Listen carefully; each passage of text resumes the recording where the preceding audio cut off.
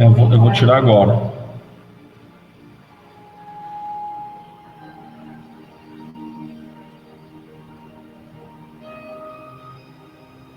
Boa. Esqueci de pedir para a Kátia tirar.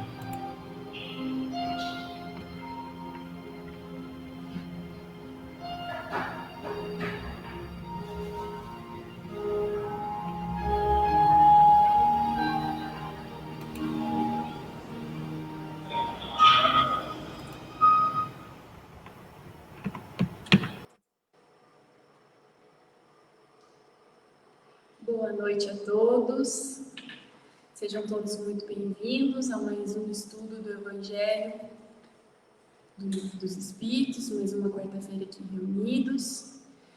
E como nós estamos agora nessa nova era, com toda essa situação, nosso estudo de hoje começa com a nossa prece, depois nós temos uma palestrinha, hoje com a Dona Alzira, depois o estudo do Evangelho com o nosso companheiro Guilherme. Finalizando o estudo do Evangelho, nós temos as vibrações. Finalizando as vibrações, nós temos a corrente de Bezerra de Menezes e a nossa prece final. Então, sem mais delongas, vamos nos conectando com os benfeitores espirituais, pedindo a Jesus que nos ampare mais esse estudo, que possamos, cada um em sua casa, em seu lar, se conectar com esse estudo, com essa mensagem que será exposta, e que possamos, junto com o Mestre Jesus, compreender seus ensinamentos e sentir o seu amor. Muito obrigada por essa oportunidade bendita e que assim seja. Agora, nós vamos passar a palavra para a Dona Alzira.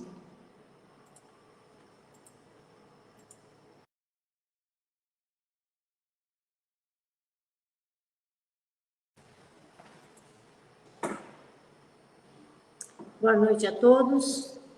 Hoje nós vamos estudar uma das parábolas de Jesus, que é a parábola da grande ceia.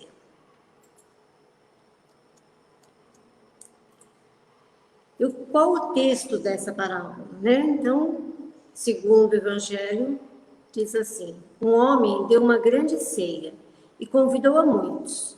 E à hora da ceia, enviou o servo para dizer aos convidados: vinde, porque tudo está preparado. Começaram todos, um a escusar-se. Comprei um campo, disse um, e preciso ir vê-lo. Rogo-te que me des por escusado. Comprei 5 juntas de bois, disse o outro, e vou experimentá-las. Rogo-te que me des por escusado. Casei-me, disse o outro ainda, e por isso não posso ir. O servo voltou e contou isso ao seu senhor.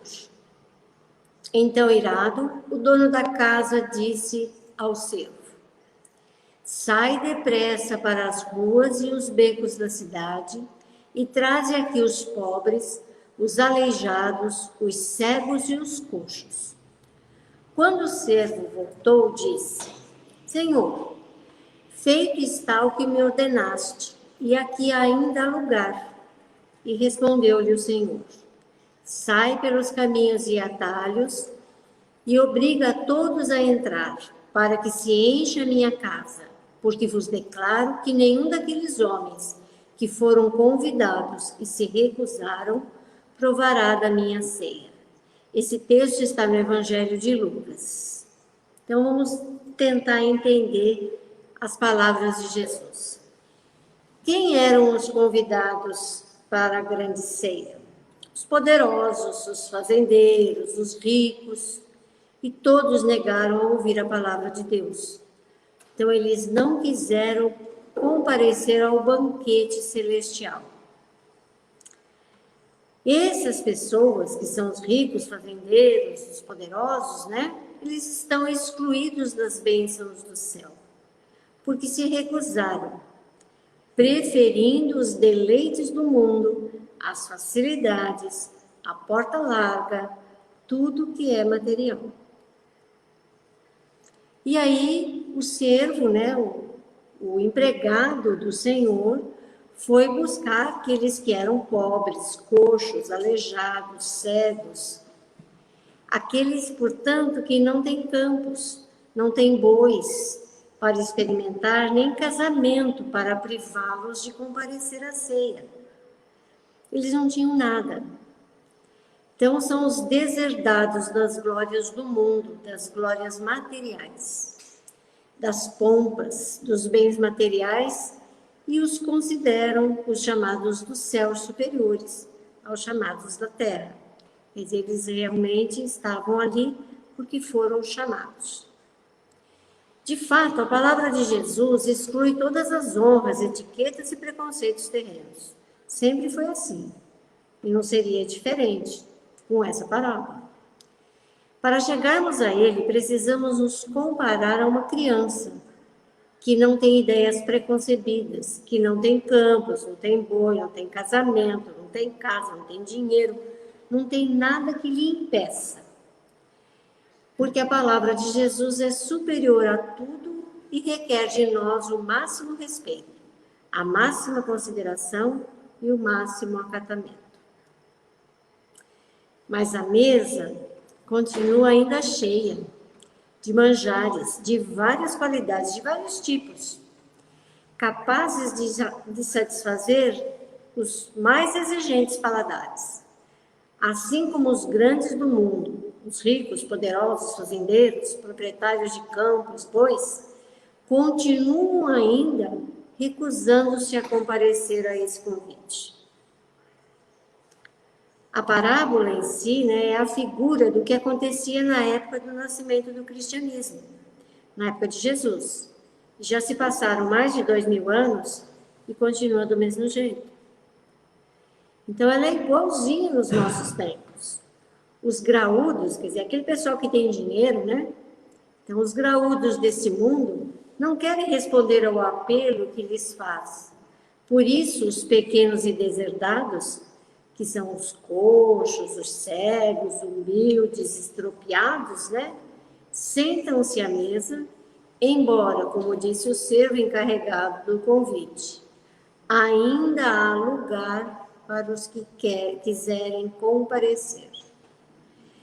Então, com tudo isso, Jesus ainda nos deixa a oportunidade de cear com Ele, de estar com Ele. A ceia está servida. Você aceita esse convite ou vai continuar se recusando? Vai continuar indo atrás das coisas só da materialidade, só do dinheiro, só da porta larga? E aí, fazendo o estudo dessa parábola, eu me lembrei de um texto que nós já estudamos, do livro Fonte Viva, de Emmanuel, que chama-se Apacenta. E ela é calcada em cima de uma frase de Jesus, chamada Apacenta as minhas ovelhas. Então, quando é que Jesus falou isso para Pedro? Né? Quando Jesus disse para Pedro que era importante ele disseminar o Evangelho. Então, vamos ao texto do livro Fonte Viva. Significativo é o apelo do Divino Pastor ao coração amoroso de Simão Pedro, para que ele continuasse o apostolado. Observando na humanidade o seu imenso rebanho, Jesus não recomenda medidas drásticas em favor da disciplina compulsória, nem gritos, nem xingamentos, nem cadeia e nem forca, nem chicote, nem vara, nem castigo, nem imposição, nem abandono aos infelizes, nem flagelação aos transviados, nem lamentação, nem desespero. Pedro, apacenta as minhas ovelhas. Isso equivale a dizer: irmão, sustenta os companheiros mais necessitados que tu mesmo. Não te desanimes perante a rebeldia, nem condenes o erro, do qual a lição benéfica surgirá depois. Ajuda ao próximo, ao invés de vergastá-lo. Educa sempre. Revela-te o trabalhador fiel. Sê exigente para contigo mesmo e ampara os corações enfermiços e frágeis que te acompanham os passos. Se plantares o bem, o tempo se incumbirá da germinação do desenvolvimento, da florescência e da frutificação no instante oportuno. Não analises destruindo. O inexperiente de hoje pode ser o mentor de amanhã. Alimenta a boa parte do teu irmão e segue para diante. A vida converterá o mal em detritos e o Senhor lhe dará a luz, né? Então, o que Jesus pediu para Pedro? Paciência. Então, 2000 anos depois, nós temos que ser como Simão Pedro. Nós temos que apacentar as ovelhas, disseminar o conhecimento do cristianismo, mas não forçá-lo. A obra do Cristo continua e que ele confia em todos que assumem uma liderança religiosa com base no cristianismo.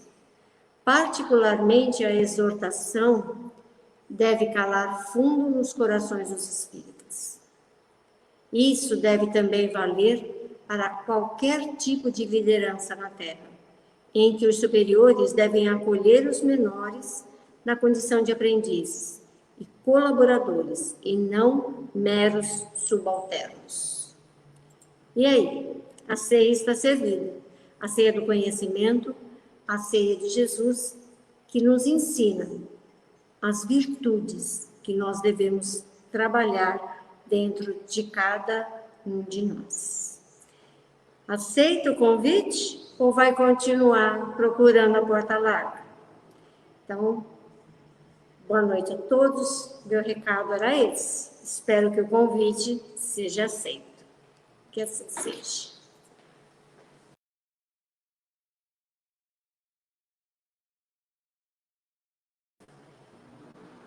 Agradecemos a nossa companheira Alzira pela palestrinha, por nos...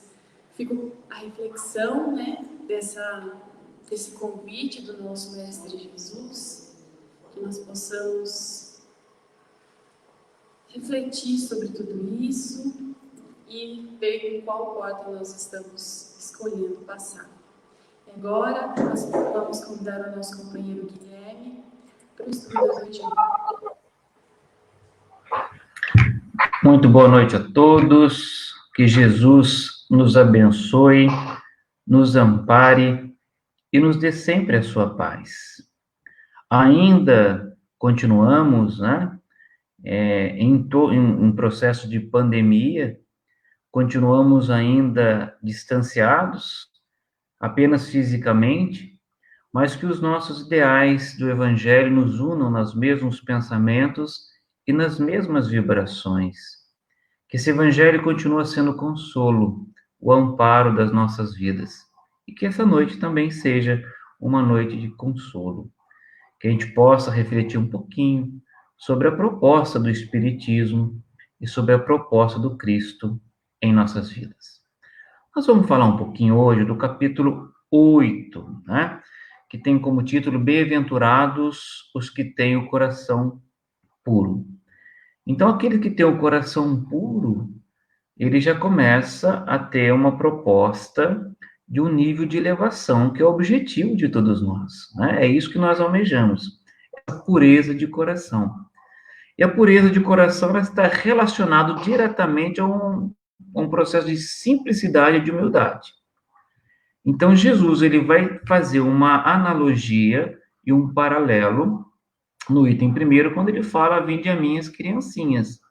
E diz que, para se entrar no reino dos céus, precisamos ser igual a essas criancinhas, que representa ali a inocência daquela primeira infância, né? que muitos podemos dizer, mas a criancinha é um espírito velho, reencarnado, que traz consigo ainda programações reencarnatórias muito difíceis e complexas. Sim, mas ele está falando desse processo da primeira infância, que vai de 0 a 8 anos aproximadamente.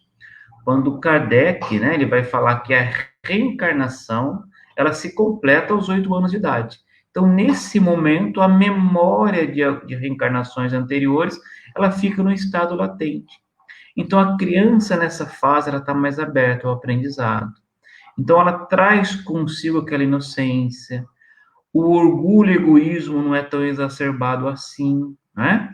Então, ele faz essa analogia nesse processo de busca dessa pureza do coração, de fazer com que busquemos valores reais na vida que nos traga essa mansitude, esse autoconhecimento, que nos permite olhar para as nossas imperfeições, trabalhando principalmente o orgulho e o egoísmo, que é o grande impeditivo para se alcançar essa pureza de coração.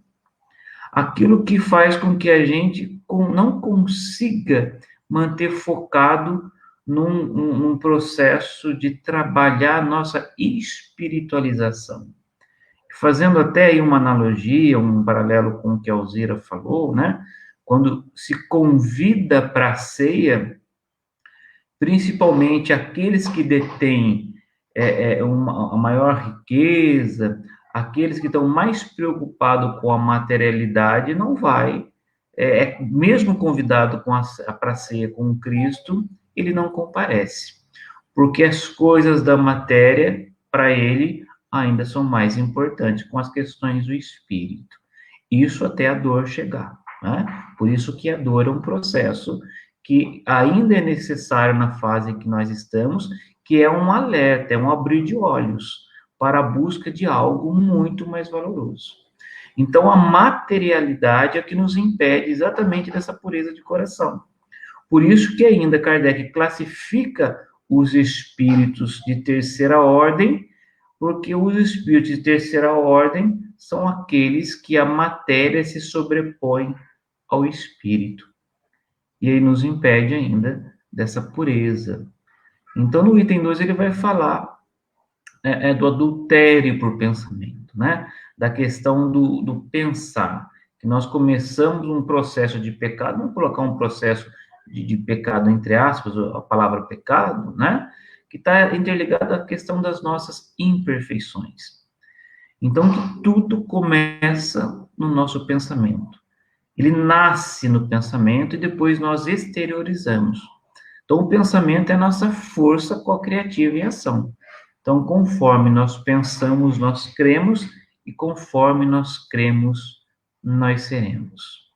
Então, o mundo íntimo, tudo se inicia lá. É interessante uma reflexão, que até mesmo pelo processo de cura, um processo de autocura, ele está relacionado a esse momento de mansitude, ou de um coração puro, porque se entende aquele que atingiu esse nível, ele está uma pessoa mais equilibrada. Esse equilíbrio que a espiritualidade já começa a domar a materialidade. Então, a gente começa a entrar num outro processo de vida. Eu queria refletir numa frase de um médico indiano, né, que morou sempre, se desenvolveu todo o seu trabalho nos Estados Unidos, que é Deepak Chopra. Olha que coisa interessante que ele fala.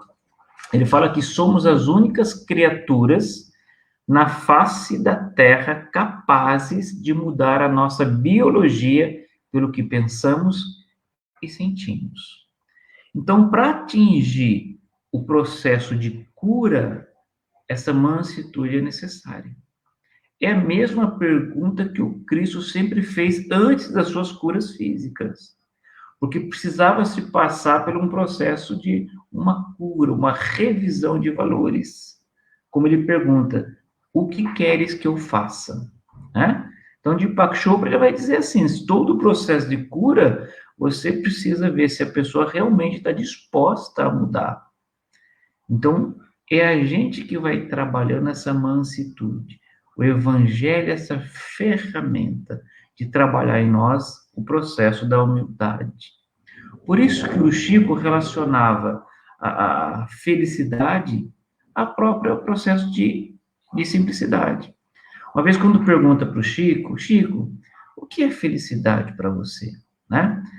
Porque ele tinha um momento muito turbulento da vida, então o repórter pergunta para ele, como que ele conseguia administrar tudo? Né? Então ele vai dizer assim, olha filho, eu aprendi a deixar minha vida muito mais simples. É a primeira fase que o Chico fala. Eu aprendi a deixar minha vida muito mais simples e descobri que felicidade realmente é descomplicar a vida pelo lado de dentro. Essa descomplicação da vida pelo lado de dentro é um processo de rever conceitos, rever valores, pensar naquilo que se está pensando, como diz André Luiz, todo desejo é manancial de poder, olha aquilo que você deseja, analisa aquilo que você está pensando, e o processo de trabalhar isso é o processo que o Cristo nos oferece, orai e vigiai. Então, mais maduro, apto a uma maior felicidade, uma felicidade em pontos mais constantes, porque felicidade, pelo menos na fase em que nós estamos, são momentos. E esse momento ele está diretamente relacionado ao meu estado interior. Então, essa mansitude, ele depende do meu comportamento. E a ferramenta para isso é o Evangelho do Cristo. Mas não simplesmente estudar o Evangelho, decorar todo o Evangelho, mas sim de vivenciar essa possibilidade. Por isso que Deepak Chopra vai dizer, né? Que a gente muda toda a biologia, toda a questão orgânica do corpo num processo de pensar e sentir diferente. Joana de Ângeles, numa obra que eu particularmente gosto muito, chamada Desperte e Ser Feliz, ela faz parte daquela série psicológica de Joana de Ângeles. Olha que coisa interessante, né? Porque essa pureza de coração, o evangelista diz, né? A pureza de coração, bem-aventurados os puros de coração, porque eles verão a Deus. Olha que interessante. Essa pureza nos leva a ver a Deus.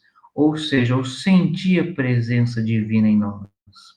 Então, Joana, ela vai dizer assim, que a mente de Deus cria sem cessar, e a mente humana, por sua vez, é co-criadora, perseverando ou torpedeando as células da organização física, tanto quanto os delicados equipamentos psíquicos. Então, quando Deepak Chopra vai dizer que nós somos as únicas criaturas capazes de mudar a nossa biologia, o estado físico, pelo aquilo que pensamos, então Joana vai dar o direcionamento. Nós estamos direcionando, olha o que ela vai dizer, nós estamos preservando ou torpedeando as nossas células. Todo equipamento psíquico e todo equipamento físico no direcionamento daquilo que eu desejo, daquilo que eu penso, daquilo como eu tenho como valores para a vida. Né? A Alzira fez uma pergunta no final. Você quer realmente participar da ceia com Cristo? O que você está esperando? É interessante que o Cristo ele espera, é o teu momento. Ele te convida. Se você vai aceitar, bom, quanto mais cedo, melhor. Mas chega um momento que nós vamos aceitar, porque o projeto divino é o projeto de evolução. A evolução vai chegar no momento que vai nos arrastar. Seja sorrindo, né? Como diz, a gente precisa tomar uma decisão. E essa decisão parte de nós.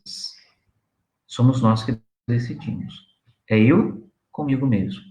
E a partir do momento que eu vou atingindo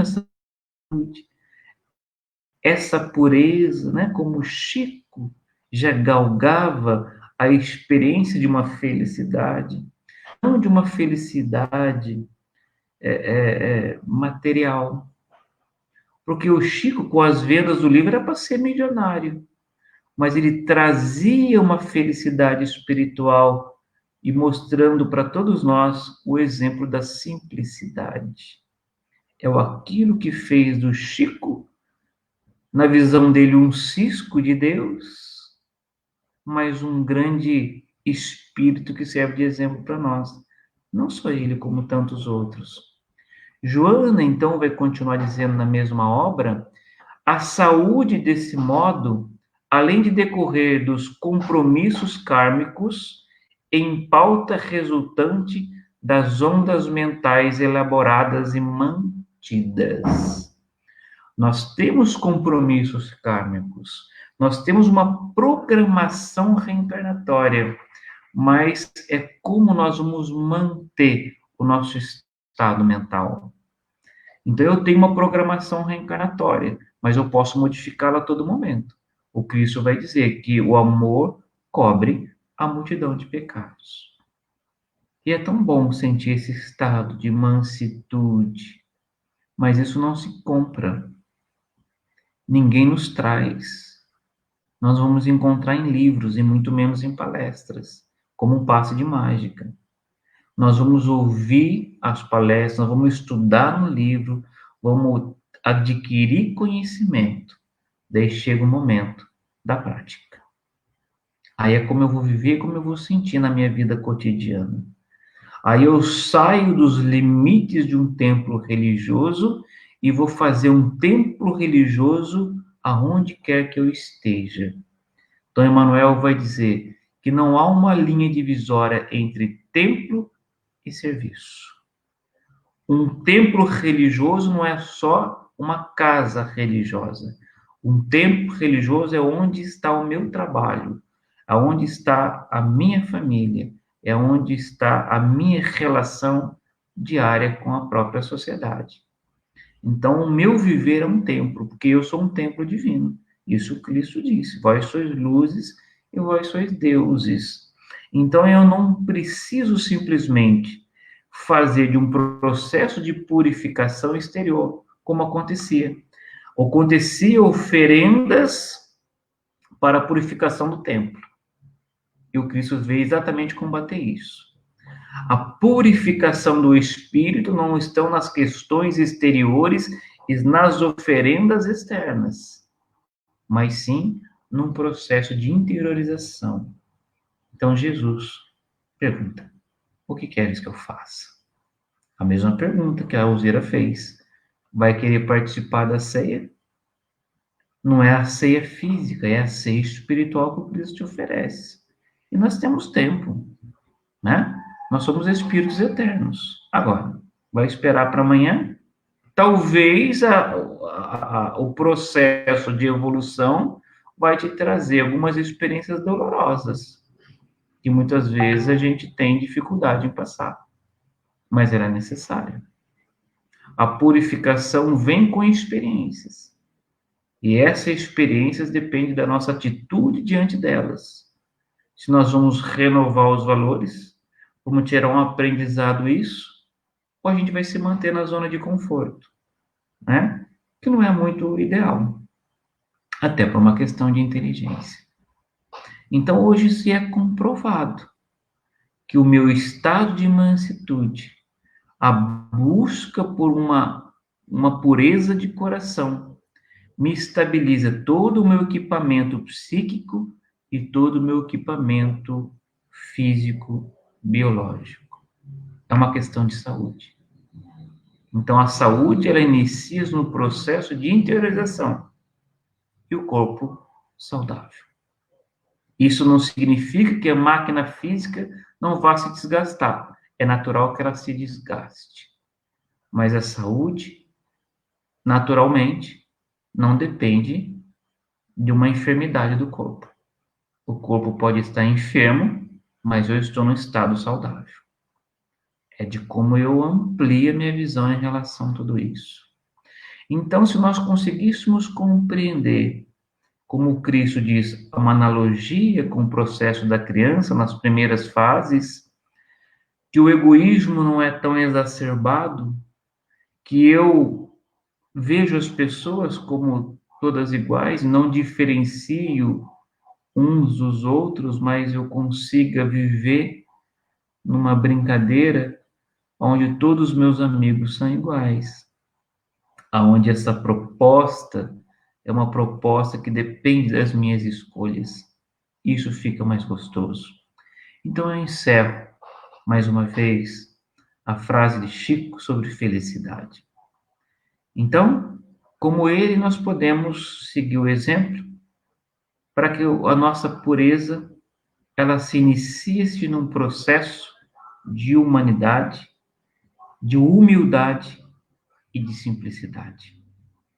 Aprendi então que a felicidade é deixar a vida mais simples e mais leve, e compreendi que essa mesma felicidade é só descomplicar a vida pelo lado de dentro. Uma boa noite a todos, é uma alegria poder participar mais uma vez e que Jesus vos abençoe. Muita paz.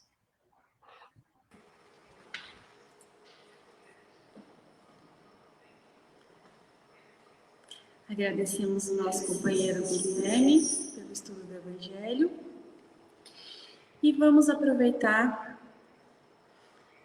esse conhecimento, essas boas vibrações que mesmo distantes nós vamos recebendo e todos juntos, num só pensamento, num só sentimento.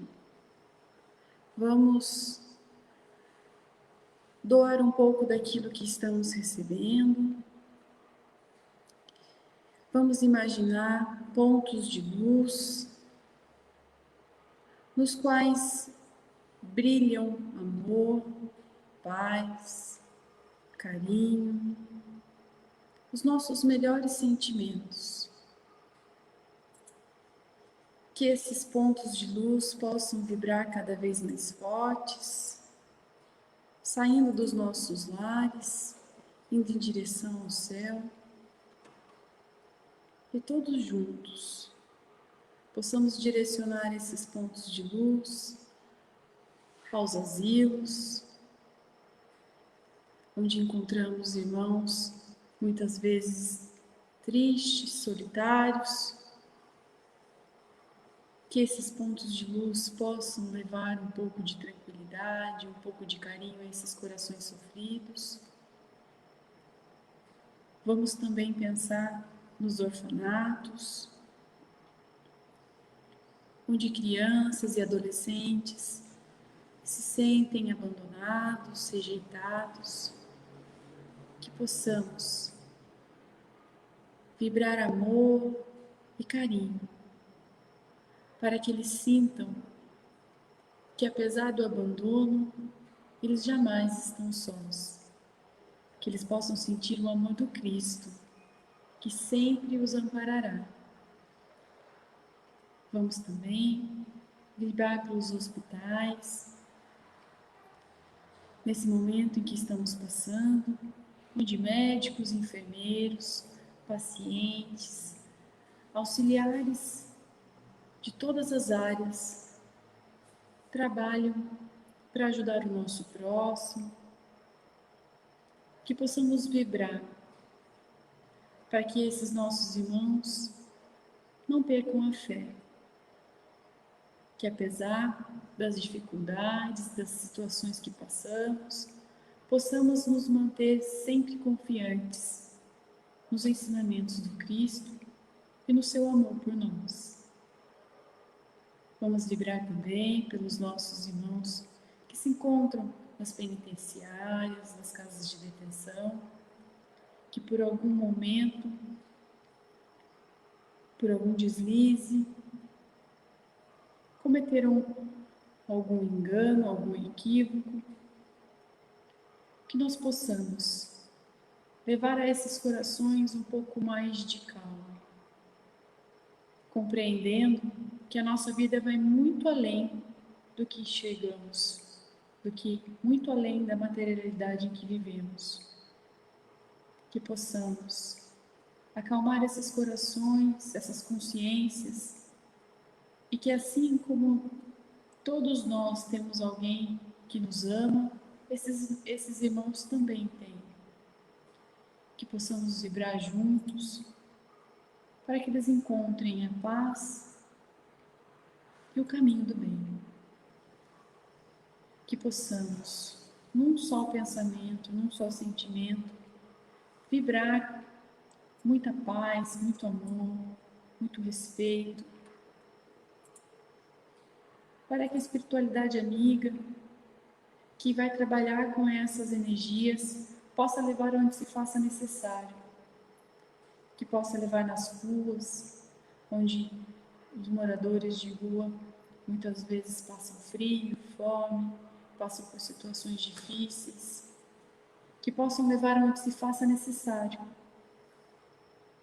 e que todos juntos, cada um em seu lar, possamos fazer uma corrente, uma rede que interliga mentes e corações, para ajudar o nosso planeta, para ajudar os nossos governantes, para ajudar a todos nós. Muito obrigada, meu Deus, e que assim seja. Então, terminando o nosso momento de vibração, nós vamos caminhando para o final da nossa quarta-feira. Então, nós vamos fazer agora a nossa prece, né, da falange de Bezerra de Menezes, aproveitando essa tranquilidade, essa mesma calma que nos toca. Vamos agradecer a esses abnegados irmãos que trabalham sem cessar, nos amparando, não só a nós, mas a todos aqueles que possam estar precisando. Que essa falange possa adentrar os nossos lares, purificando o ambiente, purificando os nossos corações e mentes. Que possamos deixar para trás tudo aquilo que nos afasta do amor e da caridade. Que possamos, Mestre, sentir essa chuveirada de boas vibrações que são derramadas sobre cada um de nós. Que possamos nos sentir renovados, deixando toda a mágoa, todo o ódio, toda a tristeza, todo o rancor escorrer.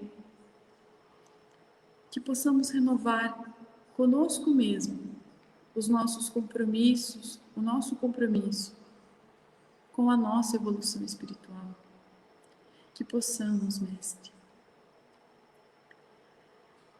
numa só vibração, num só pensamento, receber esses bálsamos para acalentar as nossas dores. Que possamos pensar nos nossos entes queridos que possam estar precisando de alguma ajuda. E mais uma vez agradecer esses trabalhadores por esse amor infinito, por essa misericórdia. Agradecer também a Deus pelo seu amor infinito, por Jesus. Muito obrigada e que assim seja.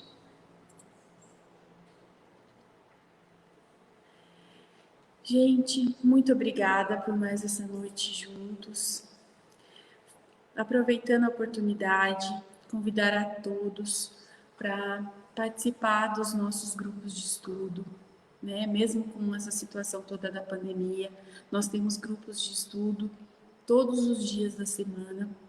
Agora aqui na tela está aparecendo um contato, então quem quiser participar de algum grupo, manda um e-mail para esse contato aqui na tela, né? Que vocês vão ser direcionados para os estudos de acordo com a agenda de cada um. E como foi dito pela Alzira, pelo Guilherme, né? Que possamos aproveitar toda essa reflexão da noite de hoje e nos engajar, não só na doutrina, mas conosco mesmo, né? Que nós possamos nos dedicar cada vez mais à nossa evolução, ao nosso aprendizado, à nossa reforma íntima. Então, vamos para a nossa prece, agradecer a espiritualidade amiga por esse momento, na qual ela entra nos nossos lares e renova toda a energia, que possamos sentir essa vibração renovada, que possamos sentir esses bálsamos nos envolvendo os nossos familiares, limpando nós e todo o ambiente.